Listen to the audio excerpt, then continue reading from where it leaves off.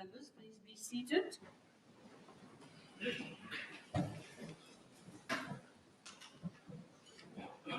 Announcements.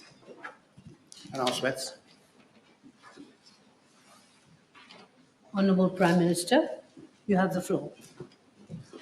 Madam Speaker, it is with much grief and sadness that we have learned of the passing away of Dr. Sivasankar Jabu, former Member of Parliament, on Saturday, the 10th of August 2024, at the age of 79.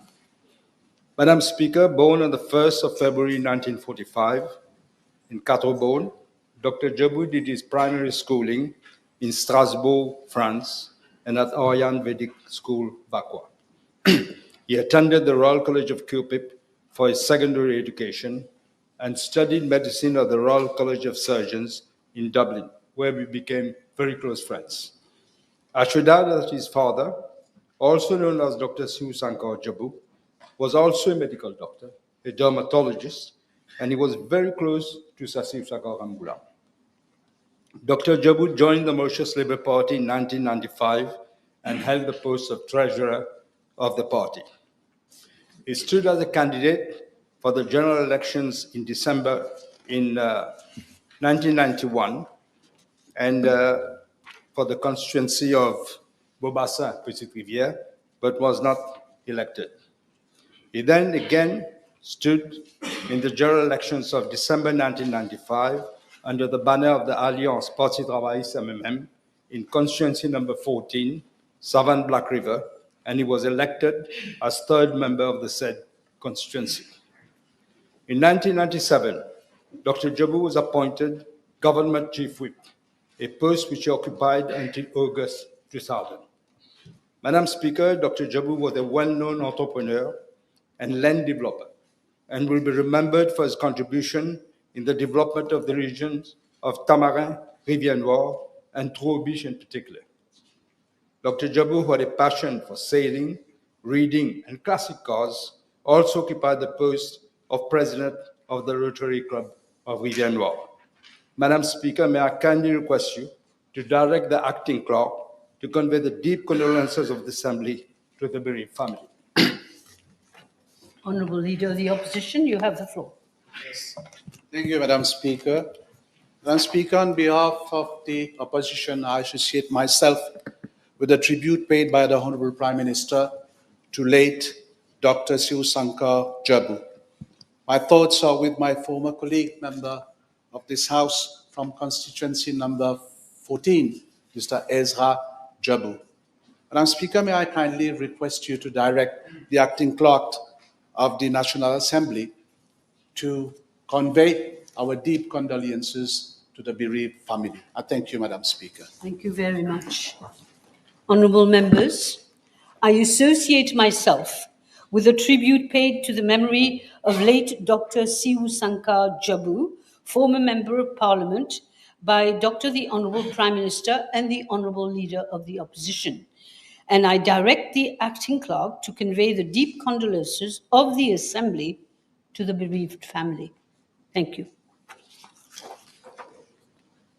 Yes?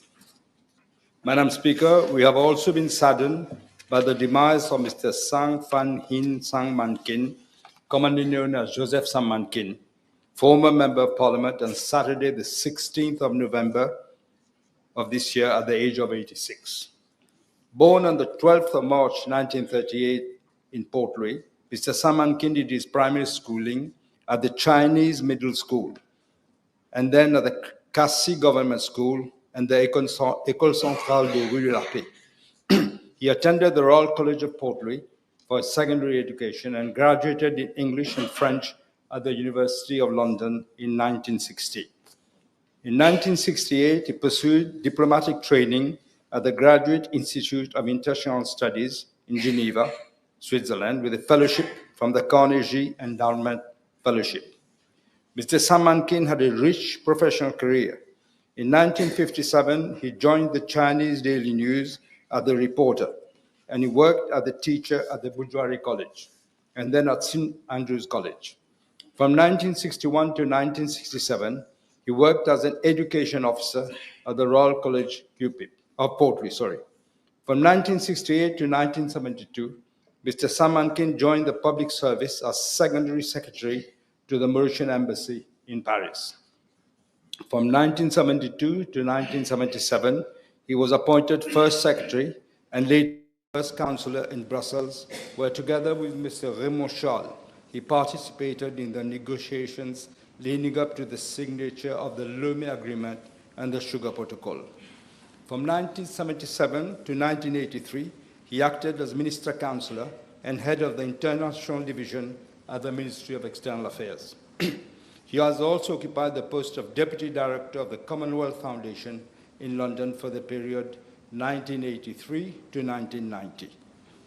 Madam Speaker, on the political front, Mr. Sam Mankin made his first foreign politics in 1991 by joining the Mauritius Labour Party and stood as the candidate for the general election for constituency number 20, Beaubassin-Petite-Rivière, under the banner of the Alliance Parti Travailliste PMLST, but he was not returned. Mr. Sam Mankin then contested the 1995 election in constituency number 2, Port-Louis South and Port-Louis Central, under the banner of the Alliance Parti Travailliste MMM, and was elected as second member to serve the National Assembly. He was also appointed as Secretary General of the Mauritius Labour Party. In January 1996, he was appointed Minister of Arts, Culture and Leisure, where during his tenure of office, he set up the National Library, the National Art Gallery, the National History Museum, and the Nelson Mandela Center for African Culture. In December 1996, he became Minister of Civil Service Affairs, a portfolio which he held until June 1997. In July 1997, he again held the portfolio of Minister of Arts, Culture and Leisure and served in that position until August 2000. Madam Speaker, Mr. Sam Mankin was conferred 3 titles during his lifetime. The Lord du Lion in 1991 by the Republic of Senegal. In 1996, he was awarded the title of Ordre des Palmes Académiques. On the 12th of March 2010, he was elevated to the rank of Grand Officer of the Order of the Star and Key of the Indian Ocean for his significant contribution in the fields of literature, culture, diplomacy, and politics. In 2013, he became the winner of the Brilliance of China Award. Mr. Sam Mankin has also held the post of Vice President of the Mauritian Writers Association in 2011 and has also occupied the post of Chairman of the Gwandi Association from 2012 to 2013. In 2013, he became a member of the African Peer Review Mechanism Panel, a position he held until 2021. Madam Speaker, Mr. Sam Mankin had a passion for literary works and poetry. He has authored several books ranging from history to culture. He was also passionate of the Hakka culture. His poem compilation, Le Grand Chat Hakka, was translated in English and in Chinese. Madam Speaker, may I kindly request you to direct the acting clerk to convey the deep condolences of the Assembly to his widow, Mrs. Marie-Reine Sam Mankin, and to his children and family. Thank you. Honourable Leader of the Opposition. Thank you, Madam Speaker.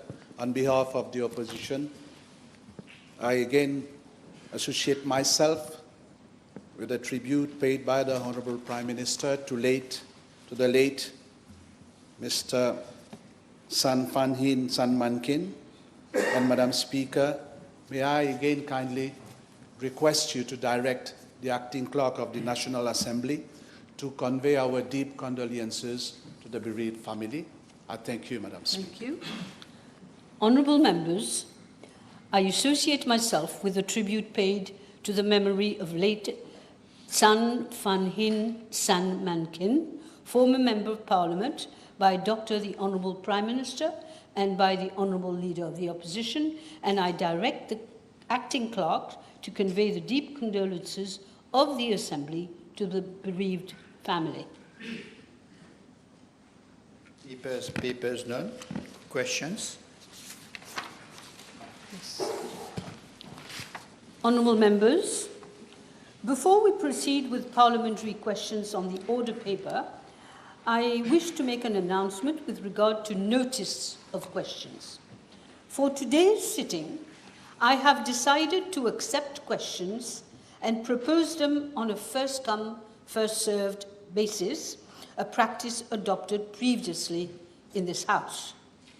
In the light of the aforementioned, I'm given to understand that the Honourable Chief Government Whip and the Honourable Whip of the Opposition have come to a consensus regarding the order in which parliamentary questions would appear on the notice of questions for particular Tuesday sitting. Yes? Well, that is what I was given to understand. Well, let us wait. In this case, next time we will have decided for the next Tuesday meeting what you would like to do, because we really want a consensus. As regards today's sitting, I will be as flexible as possible regarding supplementary questions. The key words here are fairness, relevance, and importance of the subject matter of the PQ, because we have 2 hours, as you know, for questions. Thank you. Honourable Fourth Member of Port Louis North and Montagne Longue, Mr. Duval. Thank you, Madam Speaker. 1B1. Madam Speaker, even before the electoral campaign and during the campaign, we were warning the nation that the macroeconomic figures were being manipulated by the MSM government and its allies. The implementation of the 14th month bonus will have deep impact on the economy and on public finances because of the disastrous situation we have inherited from the previous government. But never, in our wildest nightmare, did we know the extent that the figures would be falsified. In fact, Madam Speaker, the economic boom that the previous government boasted has been nothing but an electoral gimmick, very, very far from the harsh reality that we have discovered after assuming office. We will therefore have to be extremely prudent to minimize the adverse impact of the 14-month on the economy. As regards the implementation of the 14-month bonus, I will make an announcement once a policy decision is taken by Cabinet on Friday. I will elaborate more on these issues in a statement to the House on the state of the economy this afternoon, Madam Speaker. Thank you. Yes. Yes, Next thank question. you, Madam Speaker. Well, does the Honourable Prime Minister know that the Minister of Labour has given recently in an interview stated that consultations had begun and that he was working closely with the Office of the Attorney General for the preparation of the bill? Will he confirm whether this is in fact the case? I can confirm that, in fact, he has been working with the Attorney General, and we will have to come with a bill. Not as it was previously announced, it will have to be through a bill. Yes. Yes.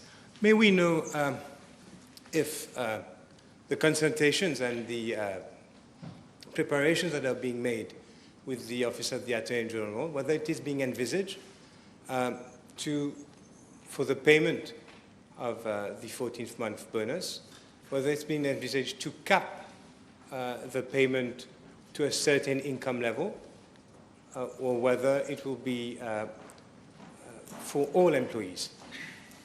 In fact, Madam Speaker, I will make a statement later on the state of the economy, and I'm sure Honourable Member will have a good look at it. This is why I said we'll have to be extremely prudent to minimize the adverse effect of the 14-month on the economy. But after the statement on the economy, I'm sure you will come up with new questions.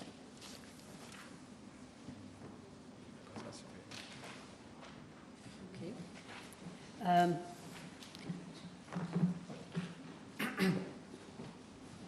There are some questions that have been, we've been advised that they will be replied by other honourable ministers. Question PQ1B2 will be replied by the Honourable Minister of Commerce and Consumer Protection. PQ1B4 will be replied by Dr. the Honourable Minister of Agro-Industry, Food Security and Blue Economy and Fisheries. Okay. Yes. Honourable fourth member of Port-Louis North and Montaignon, Mr. Duval. Yes. Your next question. B3. Madam Speaker, after 56 years of independence, it is opportune to consider constitutional and electoral reforms to further consolidate our democratic institutions, especially after how the previous regime has undermined all our institutions. It is precisely to consolidate our democracy that the proposal for the setting up of an electoral college for the election of the President of the Republic has been included in the electoral manifesto of the government. Madam Speaker, electoral college is a process whereby a group of electors is formed to elect a candidate to a particular office. The concept of electoral colleges is not a novel one and is known in several democracies across the world. For instance, countries such as India and Germany have recourse to electoral colleges to elect the president. In France, the Senate is elected by an electoral college. Each of these countries has its own model of electoral college adapted to suit their local context and the specificities of their respective electoral system. Madam Speaker, the establishment of an electoral college in Mauritius will be an integral part of the reform agenda of my government, and we will have consultations with all the stakeholders. Yes, Madam Speaker, may I? Yes. Yes. Well, will the Prime Minister agree that he had pledged during the campaign to appoint the President of the Republic for an electoral college, and that it be not a simple nominee of the Prime Minister? I will ask the Prime Minister whether he doesn't agree whether the outgoing President could have remained in office pending the appointment of a new President through the Electoral College, as he himself pledged. And I don't agree with the honourable member. We have a new government. The President's term has ended, and gracefully we allowed him to stay in his position, and he has stepped down at the time when he was supposed to step down. So this is why we've decided we have to replace the President and the Vice President until we do the reforms that we have pledged we will do. Will the Prime Minister not agree that under the Constitution there is already provision for the outgoing President to remain in office pending the incoming President, and that because a President's term is for 5 years, it will not be under this government that a new President will be elected through the Electoral College, as has been pledged? I don't agree with the honourable member. The President, as I said, decided, he accepted that he has to step down after a new government is elected, and his term of office has come to an end. So this is how we proceeded with the appointment of the new President and the Vice President. We cannot allow things to stay out there because, you know, this will be an eternal argument if that is the case. That is why we followed the procedure and we've elected a new President, as has always been elected, but we will bring the reforms that we have pledged we will bring. And if I may. Well, I think the Prime Minister has replied to your question. You may, but don't be argumentative and don't come back again to the same issue. If I may ask the Honourable Prime Minister, given that now the President is in office and the Vice President is in office, and like I said, the term will run and it will expire after this government's mandate, will he consider, once the Electoral College is set up, to ask the President, therefore, to vacate the office until he is appointed anew through that system? Otherwise, he would not, like I said, otherwise, he will not be keeping his promise to elect the President under his term, under his mandate, through the Electoral College. I think I said it. You're coming back. He's given an answer. You may not agree with the answer, but I think I will not pursue with this question anymore. There is the question of the Speaker. Maybe, Right Honourable Prime Minister? There was also a part on the Speaker's choice. Maybe you want to reply on that? Mr. Speaker, sir, we should allow Mr. Fouquet to stay as Speaker. This is precisely what you're saying, when we saw what the difference was. So this is not acceptable. You must treat the President properly. He stepped down, a new President has come in his place. Yes. The Honourable Prime Minister will realize that the Speaker has to be elected for constitutional amendment to be brought to the House, voted, for the President to be appointed under the new mechanism. My question being that this could have been the case, and this promise could have been kept, but I will not insist. That promise will be kept. We will look at the, as I said it in my answer, if you at the end, I did say that there will be consultation, wide consultations with all stakeholders, because we have to look at all the aspects of it, and we will keep to what we have said. Yes. The Honourable Second Member for Rodrigues, Mr. Francois. Thank you, Madam Speaker. B5. Allow me, Madam Speaker, to state at the very outset that my government is committed to a fully comprehensive reform of the current electoral system, which would be reflective on the will of the population and restore the democratic reputation of our country. To this end, consultations will be undertaken with all the stakeholders.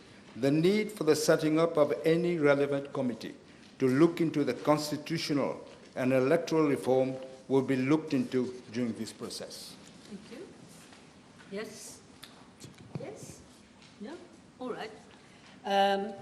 Honourable Second Member for Flac and Bon Accueil, Mr. Bichuk. Madame la Présidente, 1B6. Madam Speaker, I thank the Honourable Member for the question. I will certainly table a copy of the report of the state of the economy after my statement in this House this very afternoon. Yes. The Honourable Third Member for Grand Bay and Poudre d'Or, Mr. Etouaria. Thank you. Thank you, Madam Speaker. The coastal areas in the north comprise 17 regions, which start from Le Goulet and end at Roche-Noire. These regions are highly popular among tourists and local residents. I am informed by the Commissioner of Police that during the past 3 years, 1,120 cases of larcenies have been reported to the police in the northern coastal areas. That is from 2012 to 2024. For the last 3 years, 2024, 23, and 22. I'm also informed that the police has put in place several measures to closely monitor the situation, and they are as follows. Bike and mobile patrols are carried out daily by the regular police, divisional CID, emergency response services, divisional support unit, police de l'environnement, police du tourisme, and the National Coast Guard in the residential and commercial areas, as well as the coastal regions for the safety of visitors and business operators. Secondly, the Special Supporting Unit and the Special Mobile Force are deployed at night to carry out mobile patrols and roadblocks in strategic locations throughout the island, including, therefore, the Northern Division. Thirdly, the Crime Prevention Unit regularly conducts sensitization campaigns in residential and commercial areas, as well as hotels, in order to raise public awareness on crime prevention measures. Additionally, neighborhood watch schemes have also been set up in those regions in order to enlist the support of the whole community in the fight against crimes, including larcenies.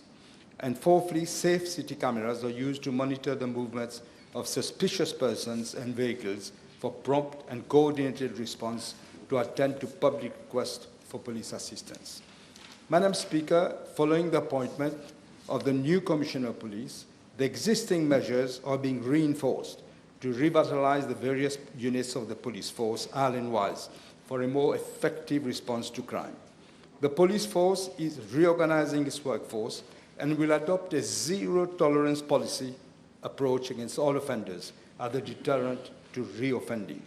We place, Madam Speaker, a high premium on the safety and security of visitors and local residents. We must ensure that our country remains a safe destination, not only for tourists, but also for local residents. Thank you, Honourable Prime Minister. We will now be moving to questions. So I have to inform you that PQ 1B22 will be replied by the Honourable Minister of Foreign Affairs, Regional Integration and International Trade. I now call on the Honourable Second Member for Maibor and Plaine Magnan, Mr. Apollon. Thank you. Thank you, Madam Speaker. B8. Madam Speaker, I seek your indulgence. I gave the salient features in my reply, and the comprehensive one will be circulated. I'm so sorry. You were replying to the question 1B22? Yes, I'm replying to the question, but what I say, I seek your indulgence. I will give the salient features in my reply, and the comprehensive one will be circulated. Okay. Thank you very much, Madam Speaker. Following the grounding of the MV Wakashio on the 25th July 2020, a solidarity grant was put in place to provide financial assistance to all victims. Registered fishers, applicant fishers, fishmongers, holders of commercial pleasure craft license, skippers, beach hawkers were thus each paid only 10,200 rupees per month from August 2020 to March 2021. That is an average of 80,000 rupees only during the full period of 8 months. The sum disbursed was unfortunately grossly inadequate. Following public outcry and protest march, the Japan V&I Club, the sole organization in Japan underwriting protection and indemnity insurance for both ocean-going vessels and Japanese coastal vessels, and the insurer of the Cape-sized vessel agreed, unfortunately, to pay only $2,650,048 as full and final compensation to the 999 registered fishermen, applicant fishers, and fishmongers. Though the fishers, the applicant fishers, and fishmongers were entitled to more, they each only paid 113,000 rupees in December 2021 as additional compensation for loss of earnings. Madam Speaker, I'm informed that as at date, government has disbursed approximately 838 million rupees of taxpayers' money for various expenses in connection with the shipwreck. It is unacceptable that as of now, only 60 million rupees, that is 7.4% of expenses claimed, has been reimbursed so far by the insurers. Madam Speaker, I personally raised the matter with the Japanese ambassador during a meeting I had with him on the 5th of December 2024, and to register my official complaint on the loss of income suffered by the victims. I impress upon the ambassador to ask the Japan International Cooperation Agency to expedite in relation of projects identified to empower the fishers. It is unfortunate the ship owner, Wakashio Maritime Corporation, has entered a case before the Supreme Court to set a limitation fund under the International Convention on Civil Liability for Bunker Oil Pollution, that is the Bunker Convention, to the sum of approximately 720 million instead of the 2.3 billion claim. I hope the Supreme Court will not take long to give its ruling. It is unfortunate, Madam Speaker, that none of the former government ministers, nor the Prime Minister, deem it fit to depose before the Court of Investigation on the MV Wakashio to look into the grounding, which was a major ecological disaster. It is only now that this particular case is being given the great seriousness of purpose. The Attorney General and his office are exploring all possible avenues in relation to legal matters. The state of Mauritius as plaintiff will fight for its legitimate right, and the victims should be entitled to all benefits. Thank you, Madam Speaker. Thank you. The Honourable Second Member for Maibou Plan-Magnon, Mr. Apollo. Thank you, Madam Speaker. B9.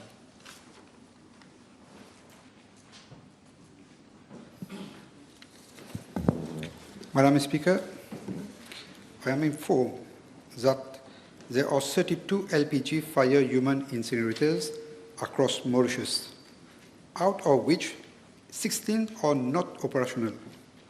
These 16 incinerators were procured by the Ministry of Local Government in 2018, and the project was funded under an Indian line of credit. The contract was awarded on 26 July 2019 for an amount of $2,256,000 USD, inclusive of contingencies. Madam Speaker, here I have the duty to inform the House that the outgoing government failed to ensure that the provision for maintenance in the bidding document, and this situation led to the 16 incinerators not functioning and hence causing undue inconvenience to our citizens around the country. In order to remedy this situation, bids were invited for the repairs, periodic servicing, and maintenance of all these 16 LPG fire human incinerators. Eventually, Steam House Limited, which met all requirements, was awarded the contract for the repairs, periodic servicing, and maintenance of these 16 LPG fire human incinerators for a contract price of 20,504,000 rupees, excluding VAT, on 14 October 2024, for a period of 2 years, renewable each year for an additional period of 3 years upon satisfactory service. Madam Speaker, as at date, the contractor has already surveyed 3 incinerators, namely at Canlivieux, Richelieu, and Tombeau, Maibou. In order to prevent any malfunctioning of incinerators, Steam House Limited intends to set up the incinerator with both automatic and manual options so that the incinerators could be switched to manual mode of operation whenever needed. In the meantime, all requests for incinerations received at the level of different councils, which being redirected to the nearest cremation incinerators, which are in operation under the respective council jurisdiction. In case incinerators are not available, the traditional cremation grounds are being used. Madam Speaker, as per the contract, the contractor is expected to complete the repairs of all these 16 incinerators within a period of 12 months. However, my ministry is requesting the contractor to proceed faster with the repairs. In fact, I am personally following up on this matter with officers of my ministry. Thank you. Thank you. Mr. Thank you, Madam Speaker. Can I also, Honourable Minister, to inform the House which companies supplied the 16 incinerator which was funded under the Indian line of credit as stated by yourself? These 16 incinerator was procured by, from Kanta Electrical India Limited. Your next question then, Mr. Honourable Second Member for Maibou and Plan-Magnon, your third question. Thank you, Madam Speaker. B10. Thank you very much, Honourable Member. Madam Speaker, since 2019 to date, my ministry has received 2,257 applications for fishermen cards, of which 1,134 fishermen cards have been issued. The list is being tabled. Moreover, from 2019 to date, a total of 186 applications for fishermen cards were rejected for the following reasons.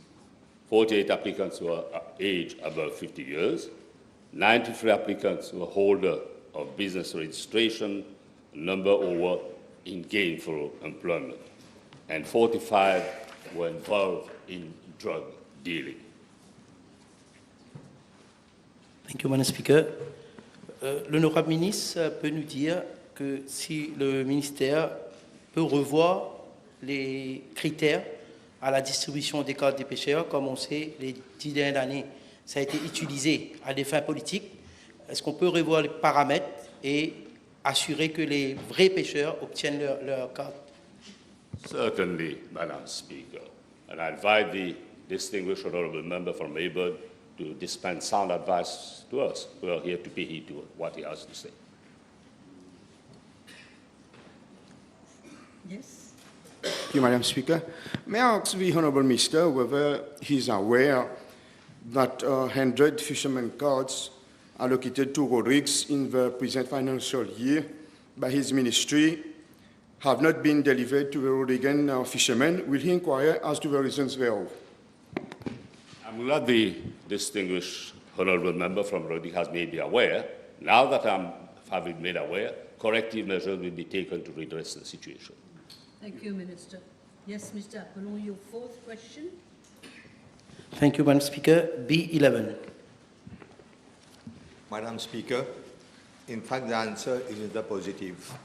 I'm aware that there is a project for the construction of a ground plus 3 building comprising inter alia, an accident and emergency department, non-communicable diseases services, a pharmacy department, laboratory services, and a psychotherapy unit.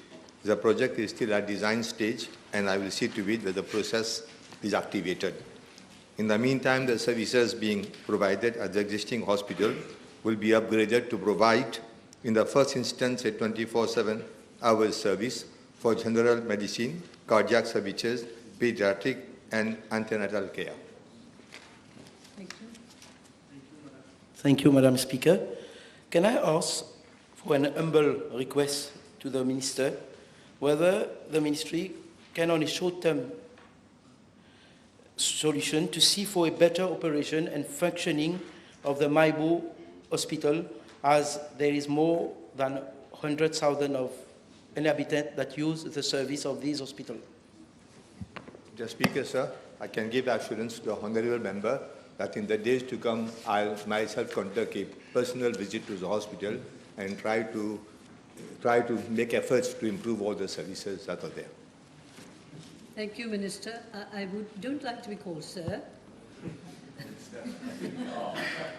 I'm sorry.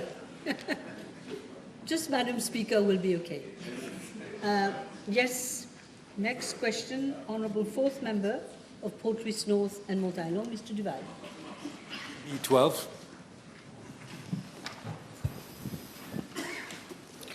Madam Speaker, the last municipal city council and municipal town councils elections were held in June 2015. Accordingly, as per the Local Government Act, the life of all councils should have ended in June 2021. The previous government repeatedly postponed the municipal elections on 3 occasions since June 2021. Due to COVID-19 pandemic, the municipal elections were postponed on 2 occasions for a period of 1 year each, as from 15 June 2021, and a further period of 1 year as from 14 June 2022. However, the previous government again postponed municipal elections for a 3rd time to June 2025. This was very irresponsible and against the democratic rights of the inhabitants governed by the municipal council concerned. Madam Speaker, it is an undeniable fact that the previous government was aware that if ever the municipal council elections were to be held, they would have lost all the 120 seats in the municipal councils. Hence, they came up with an amendment to the Local Government Act to extend the life of the municipal council by a further period of 2 years on grounds that the reform had to be brought to the local government system in Mauritius. The municipal council elections are now due by mid-June 2025.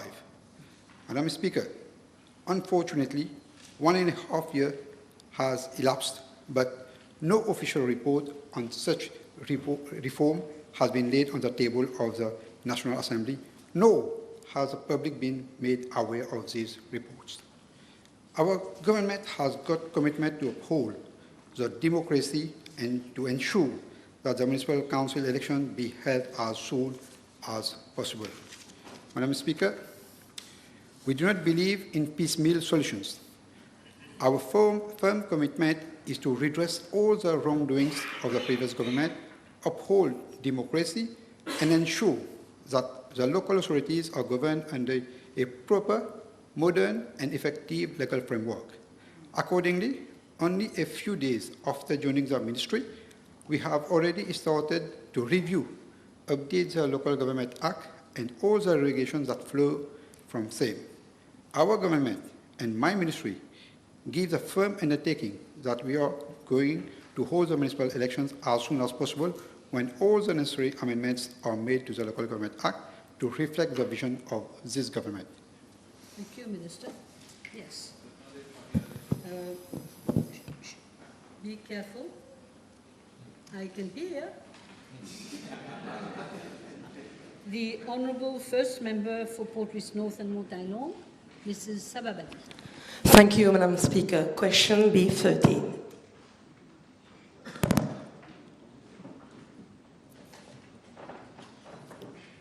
Madam Speaker, I am informed that on 25th November 2024, at 15:45 hours, one Mrs. R.R.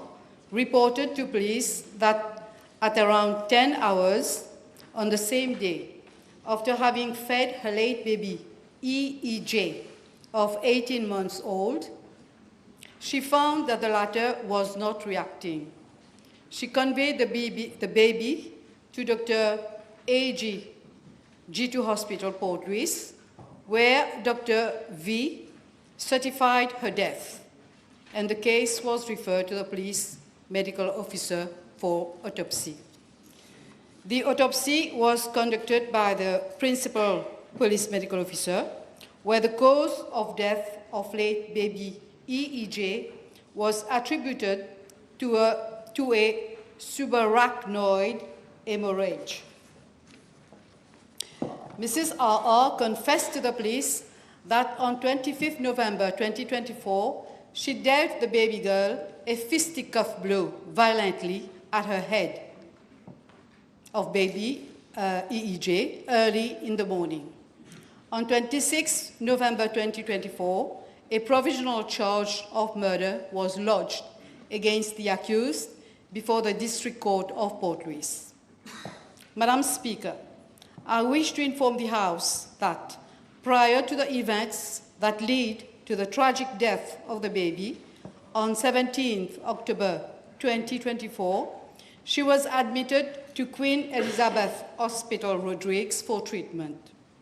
On 18th October, the social worker of Queen Elizabeth Hospital, Rodrigues, referred the case to CDU Rodrigues. On 21st October, Mrs. R.R. attended the first session with a psychologist of CDU Rodrigues. I am informed that a second appointment was scheduled for 11th November 2024, but she didn't attend as she was in Mauritius since 6 November 2024.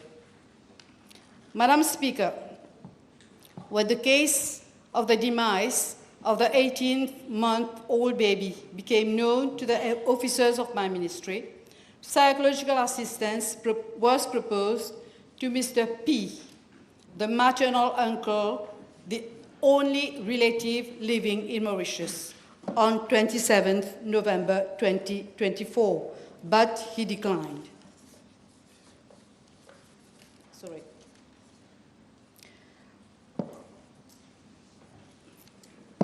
I am also informed that no assistance was provided to the mother as she was arrested by the police and was and still is in police custody. Given that the family of the late baby expressed their wish to conduct the funeral in Rodrigues, I made necessary arrangements with the relevant authorities for the repatriation of the body on 27th November 2024.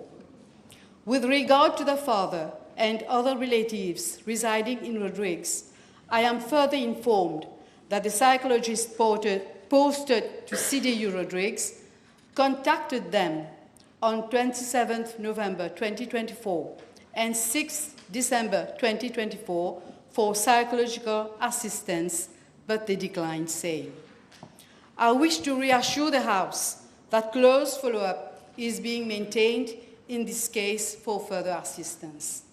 Madam Speaker, I wish to inform the House that since I took office, I already met the Commissioner of Police on 5th December 2024, along with different units of my ministry.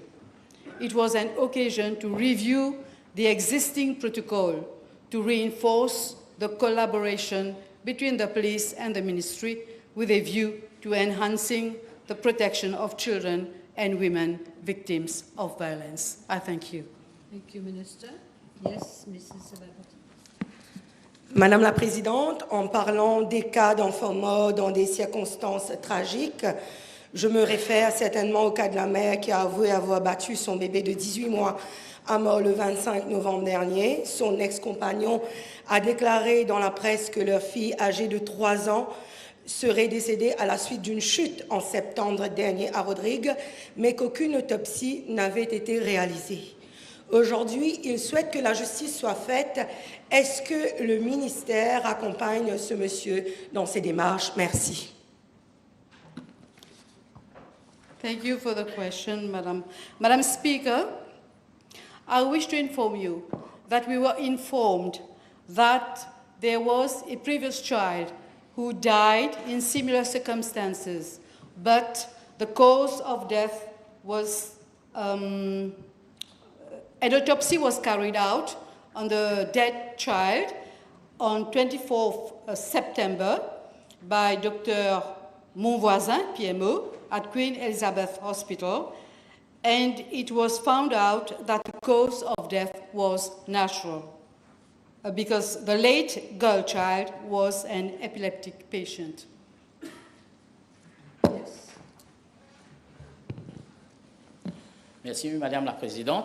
Puis-je demander au ministre, concernant le rapport d'autopsie qui a déclaré la mort aux causes naturelles, êtes-vous satisfait ou avez-vous revu le rapport? Merci. Thank you, Madam Speaker.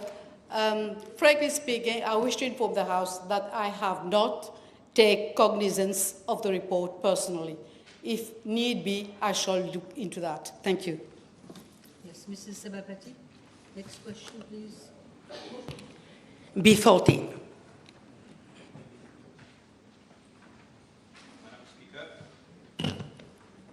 I'm informed that the Central Water Authority currently has a total of 310 subscribers in the region of Rivalan Road, Crèvecoeur, who are connected to the Central Water Authority existing pipe network.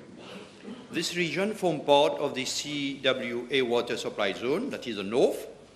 The region of Rivalan Road in Crèvecoeur receives potable water from Crèvecoeur Service Reservoir, which sources its water from Malinga Reservoir, Bassin Loulou, and Labourdonnais River. The daily hours of supply are between 4 a.m. to 8 a.m. and then 4 p.m. to 8 p.m.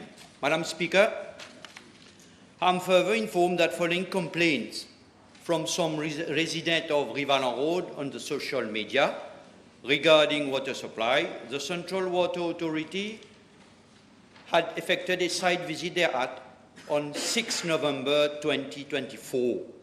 It was found that 22 households along Rivalan Road in Crèvecoeur was not registered subscribers of the Central Water Authority. And there was no Central Water Authority servicemen in that particular area. They are situated at the far end of the road and on a higher elevation. The Central Water Authority thus conducted a public relations exercise with the inhabitants concerned, who were advised to make an official application for new water supply at the Central Water Authority sub-office in Pamplemousse in order to be connected to the CWA pipe network. I am also informed that the Central Water Authority had that no application has been received from the inhabitant concerned up to date. Thank you. Yes. L'eau est une matière première précieuse et importante. Sans elle, l'être humain ne pourrait pas survivre, mais toutes les eaux ne se valent pas. Monsieur le ministre, il faudrait quand même dire, j'ai été dans la circonscription avec mes deux colistiers, honorables Achok Soubron et Ludovic Cazen. Malheureusement, vos réponses ne sont pas satisfaisantes. Plusieurs de ces habitants ne sont malheureusement pas raccordés au réseau de la CWA. C'est le cas de le dire pour les habitants de Rivalan, Crève-Cœur. Est-ce que, Monsieur le ministre, pourrait informer la Chambre sur les mesures qui seront prises rapidement pour que nos citoyens soient raccordés en eau et avoir une consommation d'eau potable? Vous avez parlé de 22 familles et nous parlons de 50 familles. Merci. Madame la Présidente, je peux comprendre l'irritation de l'honorable membre et son impatience. Je peux comprendre. Je ne vais pas me bagarrer avec les chiffres entre 22 et 50. Ce que je voudrais ajouter, Madame la Présidente, c'est que pour être connecté au réseau de la CWA, il faudra qu'on a une application de ces gens-là. Donc, connecting this household would require significant infrastructural work, including l'installation de 500 mètres de new pipelines et du upgrading of the existing pump system to ensure adequate water supply. Comme je l'ai dit dans ma réponse initiale, Madame la Présidente, il faudra que les 22 ou 50, comme précisé par l'honorable membre, fassent une demande auprès de la CWA. Et je l'espère, je promets à l'honorable membre que ces 22 familles seront raccordées très rapidement. No, your next question, because that's been quite... And don't shout, please. Le micro est très sensible. Le micro est très sensible. I'm sorry. 15. B15. I'm not used to it. B15, sorry. That's all right. That's better. Madam Speaker, I'm informed by the Central Water Authority that the region of Paul and Virginie Street, also known as Rodrigues in Cité-la-Cure, falls within the CWA water supply zone of Port Louis. The region receives potable water from the Priest Peak Reservoir supplied by La Nicolière and Pie Water Treatment. I'm further informed that households located on the right-hand side of Paul and Virginie Street, leading to La Cure Reservoir, are connected to the water supply network and have individual water meters installed by the CWA. However, the Central Water Authority does not have any pipe network on the left-hand side of the road at Rodrigues, as the area is currently occupied by unauthorized settlement or, un mot que j'aime pas, squatters. Madam Speaker, I am informed that an applicant for a new supply connection has to submit a title deed or authorization from the landowner to enable the Central Water Authority to fix a water meter. I understand that the Central Water Authority will have to undertake necessary infrastructure development and the laying of approximately 3 kilometers of pipeline to extend the network to the region concerned. Thank you. Les conditions dans lesquelles les habitants de Rodrigues vivent en 2024 est imaginable. Nous sommes pour le changement, nous parlons du changement. Est-ce que nous pouvons changer le quotidien de ces habitants, leur situation et améliorer leur qualité de vie? Monsieur le ministre vient tout juste de parler d'un réservoir d'eau qui sera placé dans la région. Est-ce que cela peut se faire au plus vite pour le bien-être des habitants et aussi pour les enfants? Merci. Madame la Présidente, je comprends encore une fois l'impatience de l'honorable membre, mais je dois préciser que a new application for water connectivity requires applicant to provide proof of land ownership, such as title deed or authorization from the landowner to install a water meter. Ceci étant dit, je dois préciser que the land, là où on parle ce matin, Madame la Présidente, the land occupied by the squatters are found on private land belonging to various owners. There are about 300 people, squatters, at La Cuire, known as Rodrigues, over an area of 35 acres. The squatted area, which is located at the foot of Long Mountain, is rather slopey, and as such, there might exist several natural storm drains. Je voudrais aussi ajouter pour l'honorable membre que any future consideration for water connectivity on the left side of the road will depend on the resolution of the land occupation issues, which should be dealt by the Ministry of Housing and Land. Étant dit cela, Madame la Présidente, si les papiers voulus, les permissions voulues est obtenus, nous, au sein de la Central Water Authority, au ministère, nous allons faire le nécessaire pour que ces personnes soient raccordées au réseau de la CWA. Le coût du projet est autour de 25 millions de roupies. Duration de works, 3-4 mois. Si les permis nécessaires sont faits, et la CWA et le ministère, je vous assure, Madame la Présidente, le nécessaire sera fait. Relevant only, please. Go ahead. Last question, thank you. En attendant que ces habitants soient relogés par le ministère du Housing, Monsieur le ministre, est-ce possible que nous allions avec vos officiers sur les deux sites, que ce soit à Crèvecoeur ou à Rodrigues, pour faire un état des lieux, sachant que vous avez reçu des réponses des officiers de votre ministère entre donc être présent sur le site et voir la situation de visu et avoir des informations par téléphone? Est-ce possible que nous puissions aller sur place pour un site visit? Merci. Certainement, Madame la Présidente. Merci. Monsieur Edouard, Mr. Edouard, Honourable Fourth Member for Rodrigues, please. Your question? Thank you, Madam Speaker. 1B68. Madam Speaker, I am informed that the supply, distribution and storage of petroleum products in Rodrigues is presently affected by AEL DDS Limited. The aforementioned company procures its petroleum products directly from oil companies in Mauritius as per its requirements and is responsible for the importation of same into Rodrigues. With respect to Part A of the question, regarding the shortage of petroleum products over the past year, I am informed that there have been occasional disruptions due to increased demand, logistical challenges, and limited storage capacity. Notably, shortages occurred on the following occasion. A. On 30th October 2024, supply was disrupted for a few hours before being restored the following day.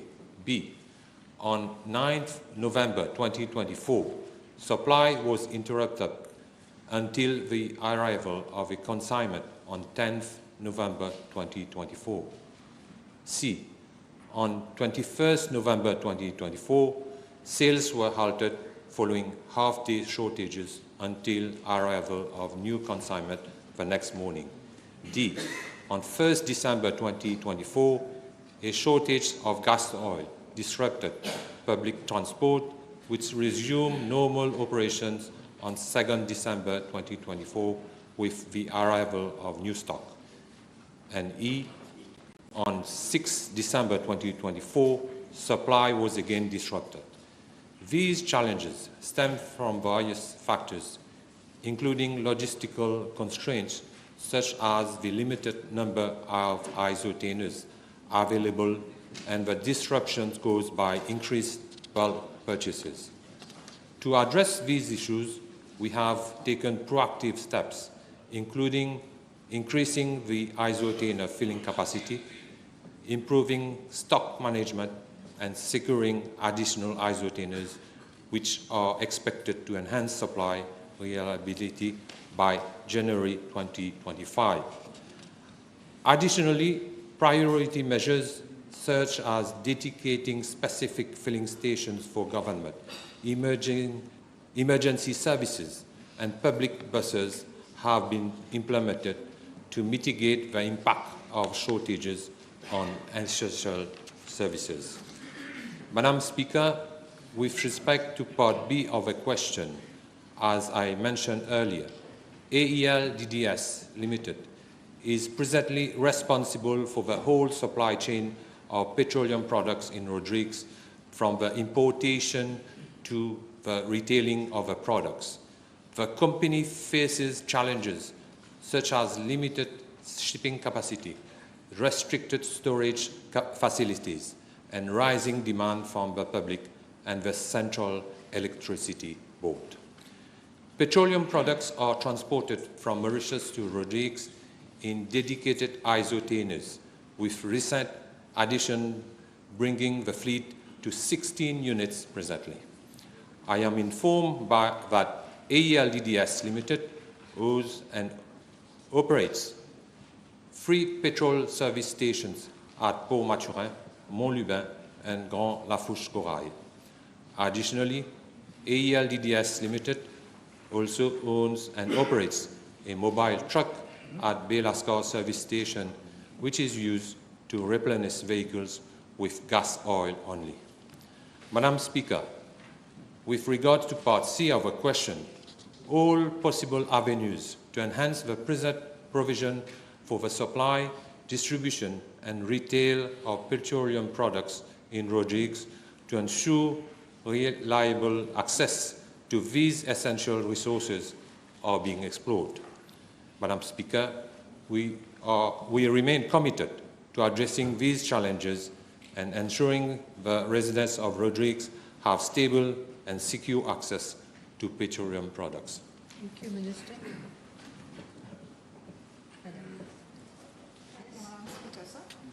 Can the Honourable Minister inform the House as to whether he is considering in the near future measures such as the expansion of the port on the island to accommodate a higher fuel capacity, storage capacity, being given the increasing demand in Rodrigues due to increase in number of vehicles? Thank you. Madam Speaker, we will definitely take it into consideration. Subject to availability of funds, we will have to go to Cabinet to take a decision. Thank you, Minister. Yes, Mr. Edouard. There have been discussions between former Chief Commissioner for Rodrigues and the State Trading Corporation for a storage facility in Rodrigues. Will the Minister state if the procurement notice that had been launched in October last will continue for a Whitehall storage facility in Rodrigues? Well, we will take it into consideration. We'll discuss it with the STC. Yes. Your next question, please. Oh, I'm sorry, I didn't catch your eye. No worries. You didn't catch my eye. Thank you. Will the Honourable Minister confirm whether in the past, during any shortage of petroleum products in Rodrigues, a small private containers, or whatever name we call it, vessel, were chartered to serve Rodrigues? And if the problem persists, will he contemplate the same modalities? Well, according to the information that I have, we will need to have more trips to Rodrigues. Once we have more trips to Rodrigues, I believe that the problem will be resolved. That's correct. And will the minister, is the minister aware that there is limited infrastructure in the port area? Despite we have additional trips, there are limited space in the port area, especially for container storage and others. Is he considering to look with MPR and other authorities to extend this storage area in the port area in Rodrigues? Madam Speaker, we will definitely work on it. Okay. Yes, your next question, please. Madam Speaker, 1B17. Thank you. Thank you very much, Honourable Member. With your permission, Madam Speaker, I will reply to both parliamentary questions, B/4 and B/17, as they relate to the same subject matter. Madam Speaker, I'm informed that as of now, the Mauritius Shipping Corporation Limited is operating with only one vessel, the Peros Banos, which takes around 260 containers to Rodrigues per trip. For the peak period between October and December for year 2023, the Mauritius Shipping Corporation Limited shipped a total of 2,013 containers. For the same period this year, the Mauritius Shipping Corporation Limited has already shipped 1,512 containers as at 30th November 2024, with 510 containers forecasted to be shipped on the remaining 2 voyages in December, which will make a total of 2,022 containers. Madam Speaker, notwithstanding what my colleague, the Minister of Commerce and Consumer Protection, has stated in relation to petroleum products, and of course we take on board valuable suggestions made by distinguished honourable members from Rodrigues, let me say that as regard shipment of petroleum products to Rodrigues, 14 tank tailers were shipped to Rodrigues in the last voyage, and it is planned to ship 16 tank tailers on each of the next 2 voyages to Rodrigues. With the above shipment of goods and petroleum products, it is expected that there will not be any shortage thereof in Rodrigues. However, of course, we have to err on the side of caution, and this is precisely why I'm going to inform the House that the MV Trocasia, which went for dry docking, will come back on the 16th December 2024, and additional trips can be arranged to Rodrigues if ever the need is felt. Yes. Now I will call third member for Portrush South and Portrush Central, Dr. Amir. B18, please.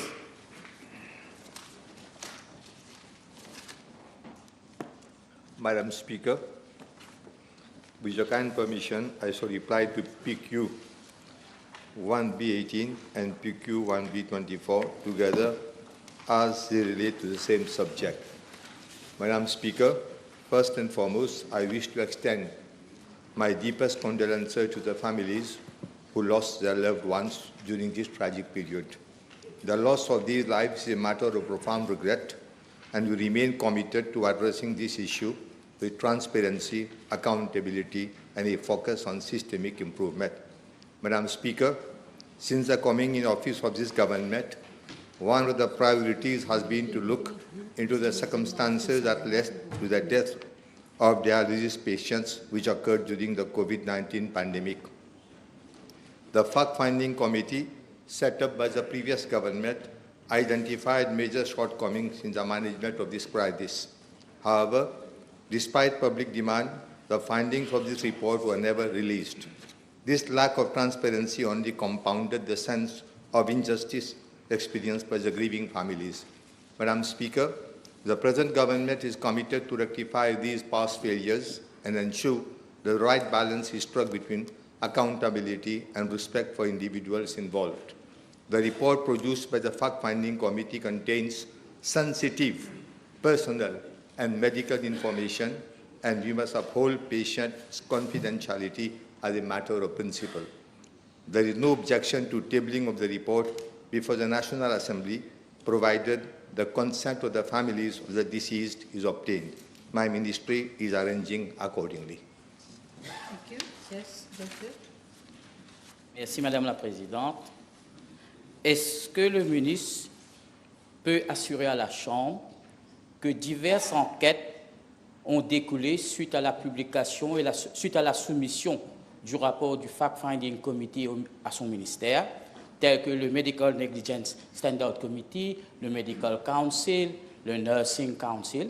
Est-ce que ces rapports, leurs conclusions, est-ce que le ministère peut assurer que ces conclusions soient aussi soumises à la Chambre? Car ça fait déjà 3 ans depuis que le rapport a été soumis et les circonstances atténuantes des décès de ces 11 patientes, ses parents, ses proches attendent patiemment pour compléter leur deuil. All these information will be made available once we get the clearance from the family concerned. Of course. Yes, your next question, Dr. Umia. B19. Madam Speaker, I am informed by the Land Drainage Authority that the city centre of Port Louis has been declared as high-risk prone area in August 2019. The region of Port Louis, particularly the city centre, is highly exposed to the flood water emanating from the mountain range that is Le Pouce and Signal Mountains, and is bordered by the mountain range upstream and is in fact a trough, that is a cuvette between inverted commas, by nature of its topography, and downstream it is bordered by the sea. Accordingly, the discharge of surface runoff is highly dependent on the tidal levels at the discharge point, which is Bassin Coudan. In the event of a concurrent scenario of a torrential rain and storm surge, the evacuation of floodwaters is inhibited due to the effect of tidal locking. This causes a rapid rise in the water level in the low points, namely at Rodrigues Street, Ruisseau du Pouce, Coudan, and La Chaussée Street, amongst others. Madam Speaker, the flood mitigating measures earmarked within the region of Port Louis include the following: drain along Lord Kitchener Street, drain along Dr. Raoul Rivet Street, drain along Popénessie Street, raising of walls along Ruisseau de Créole Stream, raising of banks along the Pouce Stream, reconstruction of bridges along the Pouce Stream, and upgrading of Boulevard Victoria Bridge, Vallée-Pitot.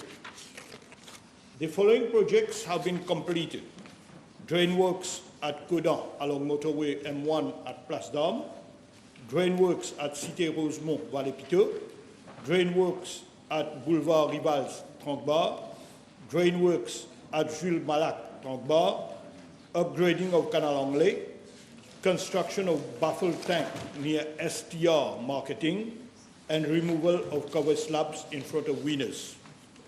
The raising of wall along Ruisseau du Pouce consists: first, raising of the existing bank walls varying from 0.5 meter to 3 meter at different locations, and reconstruction of several bridges across Ruisseau du Pouce, including Gayasing Bridge and 2 bridges in Coudan premises.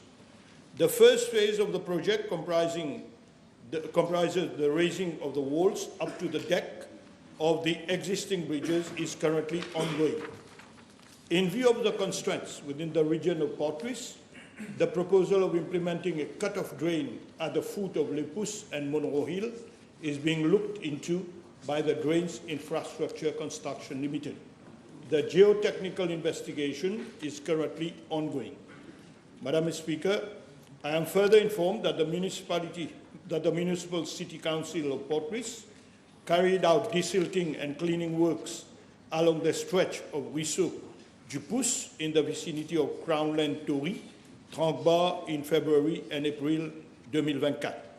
In addition, all the concrete slabs over Ruisseau du Pouce have been removed from ex-Majestic Cinema to Brown-Sequoia Street, and from Brown-Sequoia Street to Chaussée Street.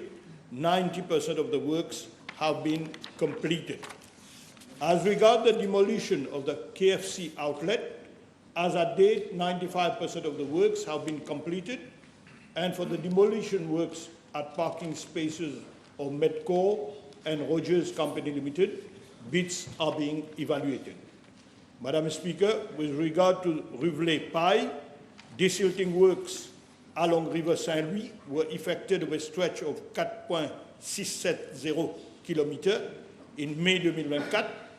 The Council has effected clearing of the water course from overgrown vegetation and removal of obstructive materials, especially in the region of Avenue Cardinal 5, in November and December 2024.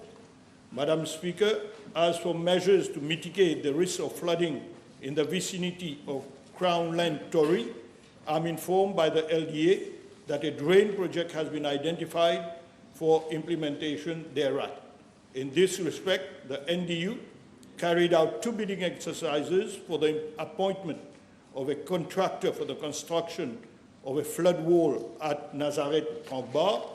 The scope of works comprises, inter alia, the following: construction of a flood wall of an approximate stretch of 400 meters on both sides of Le Pouce Stream, backfilling, compaction, and reinstatement of roads, concrete lining of riverbed of an approximate stretch of 400 meters, and desilting works of an approximate stretch of 125 meters.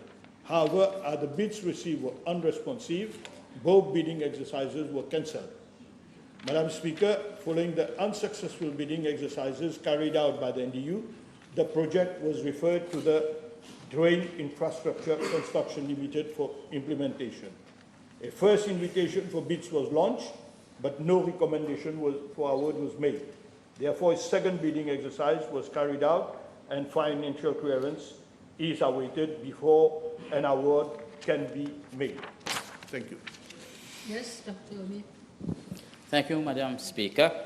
May I ask the Honourable Minister, as far as Rivulet Pie is concerned, whether his ministry will leave no stone unturned as to the illegal construction of a building or a poultry building that has been the cause of deviation of torrential rain over inhabitants living in Cardinal 5 and causing major chaos. I will certainly look into it because I'm being informed by the member, so I'll look into it. Yes. I've heard a very exhaustive reply from the Honourable Minister, and I'm glad to say that a lot of works are being planned for the inhabitants of Cantory, Tringbar, particularly the Pouce Stream. May I ask the Honourable Minister whether until and so forth these works are to be completed, and in the advent of the summer rains coming up, particularly torrential rains, whether he will make it a priority that those houses that have been earmarked in Tringbar and along Mont-Saint-Helene, particularly 6 families, whether these people will be given priority of relocation or at least be evacuated promptly during torrential rains to avoid casualties. Thank you. As far as the evacuation plan is concerned, there is an evacuation plan being prepared and has been circulated between different ministries. And among the evacuation plan, we have voluntary evacuation. We have also mandatory evacuation. So we'll act, obviously, when we come in front of the situation. Yes, Mr. Next question. Honourable First Member for Montagne Blanche and Grand River South East, Mr. Babulal. Thank you, Madam Speaker. B20.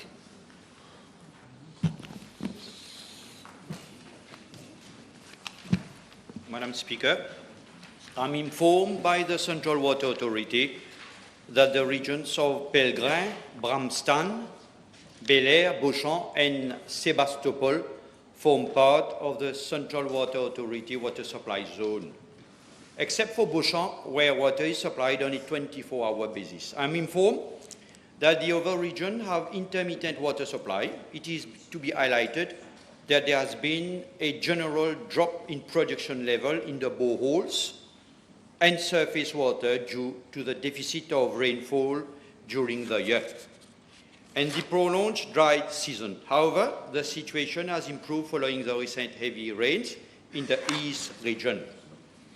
As far as Pellegrin and Sebastopol, Madam Speaker, these regions are served by Melrose Reservoir, which sources water from Quartier Militaire Reservoir and Petit Paquet borehole. Melrose Reservoir also supplies Sans Souci, Montagne Blanche, and export water to Étoile Reservoir. Pellegrin and Sebastopol receive respectively 5 hours and 8 hours of water supply daily. I am informed that the dry spell that prevailed in 2024 has affected production from Petit Paquet borehole, which has declined by 17%. This deficit was mitigated by installing a containerized pressure filter at the Melrose Reservoir, supplying 1,000 m3 per day. The recent rainfall has restored normal production to normal level. Madam Speaker, for Bramston, I'm informed by the Central Water Authority that it is serviced by Montagne Fayence Reservoir, Bonne Mer Reservoir, and a containerized pressure filter at Bramston River. Part of Bramston, including areas such as Moselle-Monvières, l'Albado Road, Calipa, and Chivala Road, enjoys water supply of 18 hours daily. While part of Bramston, that is Chemin Dominique, Nunca Road, Mosellement, La Gaîté, Downfall Road, Chivala Road, BNR Road are supplied with 10 hours of water daily. The prolonged dry season has caused a reduction in production from Belrose Clémentia borehole by 37.5% and from Bramston containerized pressure filter by nearly 50%. Valve operation had to be carried out to rationalize distribution of water tankers. Water tankers were deployed to service the most affected areas, namely Chivala Road, l'Albado Road, and Moselle-Monvières. With the recent rainfall, production has improved and tankers' trips have also been reduced. For Bel Air, Madam Speaker, concerning the region of Bel Air, I'm informed that it is supplied by Belrose Clémentia Reservoir, which sources its water from Belrose Clémentia, Caroline borehole. The normal hours of supply at Bel Air is 12 hours daily. Production from these sources have dropped significantly during the dry season, leading to a revision in hours of supply to 8 hours daily. Water tankers were deployed to the affected areas. As far as Beauchamp region, it had started to be supplied with water on a 24-hour basis only in August 2024, following the installation of a containerized pressure filter at Beauchamp Deep River. However, technical issues encountered in October 2024 with the booster pump have led to interruption in parts of Moselle-Beauchamp. The Central Water Authority is in process of procuring a new pump, expected to be operational by April next year, 2025. Meanwhile, valve operation and water tankers are being deployed as an interim solution. Je voudrais, Madame la Présidente, avant de terminer, ajouter que pour l'honorable membre et les autres membres de la Chambre, Madame la Présidente, la stratégie de mobilisation des ressources en eau, de traitement, de stockage et de distribution d'eau en vue d'améliorer l'approvisionnement en eau de la population est en cours de révision. Suite, malheureusement, il faudra le dire, suite à l'incapacité du gouvernement précédent à mettre en œuvre ses promesses de 2014 dès le 24/7. Les parties prenantes concernées seront consultées en temps et lieu. Merci, Madame la Présidente. We have 3 minutes. You have no supplementary. We have 3 minutes left. Maybe I shall suspend the sitting for 1.5 hours at this stage.